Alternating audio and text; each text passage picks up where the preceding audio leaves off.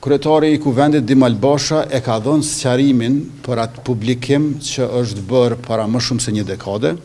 dhe aty e ka sqaruar që kapitulli apo kreu që e ka shkruar ai nuk ka asgjë të bëjë me Ushtrinë Shqiptare të Kosovës. Pra, nuk ka të bëjë asgjë me Ushtrinë Shqiptare të Kosovës dhe edhe një herë, ju e keni pa dhe fjalimin e tij pas zgjedhjes,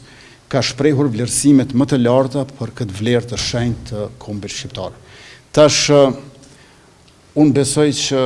problemet që i kemi sot në Kosovë nuk i kemi nga një deformim e keq interpretim i një artikulli me bashkë autorsi ku ky nuk është autori atij kapitulli të para më shumë se një dekade. Problemet i kemi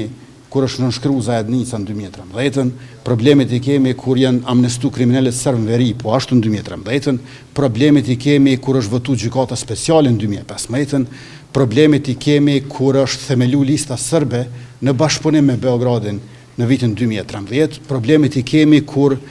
politikanët e Kosovës kanë bërë qeveri duke u varur nga lista serbe, problemet i kemi kur kanë hyrë pazare për ndarje të Kosovës, jo të ky farë artikulli ku manipulohet një krej në të cilën ky s'ka fare autorsi.